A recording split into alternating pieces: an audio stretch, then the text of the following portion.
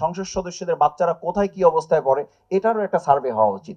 সেই সার্ভেতে দেখা যাবে আমরা ম্যাক্সিমাম আমরা ধরা খেয়ে যাওয়ার সম্ভাবনা আছে এবং ধরা খাওয়ার লাইনে আমরা আছি, যে আমরা ভালো জায়গায় আছি। আমি আমার এলাকায় থেকে গতকাল কি ঘুরে এসেছি, এলাকার স্কুলগুলোতে এই যে আজকে এখানে আলোচনা আসছে ইনফ্রাস্ট্রাকচারাল ব্যাপারগুলো দেখেন। আমি যে স্কুলে পড়েছি, পরে মাদ্রাসায় পড়েছি, সেখানে তো পানি পড়তো। সেই পানি পড়া মাদ্রাসা থেকেই কিন্তু আমি পটুয়াখালী জেলায়, সরি ফর দ্যাট, যেটা আমার ক্রেডিটের জন্য না, আমি বলছি ইনফ্রাস্ট্রাকচার এটা খুবই অবকাঠামো খুবই গুরুত্বপূর্ণ। সেই পানিপড়া স্কুল থেকে পটুয়াখালী জেলায় আমি ট্যালেন্ট পুলে বৃত্তি পেয়ে ফার্স্ট হয়েছি সেই সময়। তো ট্যালেন্ট পুলে বৃত্তি পেয়ে ফার্স্ট হয়েছি কিন্তু পানিপড়া স্কুল থেকে। আমি তারপরে ক্লাস 8-এ স্কলারশিপ পেয়েছি। আমি বলছি এইটা যে স্ট্রাকচার আমাদের যত গুরুত্বপূর্ণ। আর একটা বিষয় এখানে যেমন আলোচনায় নিয়ে আসা হয়েছে যে শিক্ষকদের ট্রেনিং করা।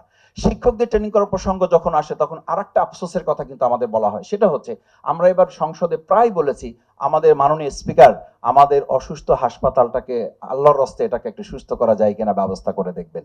আমরা যে ট্রেনিং এর ব্যবস্থা করব, সেই ট্রেনিং এর শিক্ষক যারা থাকবেন, শ্রদ্ধা রেখে বলছি, তাদেরকে ট্রেনিং কি দিবে, তাদের ট্রেনিং এর ব্যবস্থাটা কিভাবে হবে, সে যে ট্রেনিং দিবে সেই ব্যবস্থাপনাটাই আমরা উন্নীত হতে পারছি কিনা। আমাদেরকে হারানোর জন্য আমাদের কোনো শত্রু দরকার নেই, আমাদের প্রতিবেশী অথবা আন্তর্জাতিক কোনো খেলোয়াড় দরকার নেই। আমরা নিজেরা হারার জন্য আমাদের যথেষ্ট করে আমরা দাবি করে রেখেছি এবং সেই অবস্থান আমরা তৈরি করে রেখেছি এবং আমরা হেরে যাচ্ছি।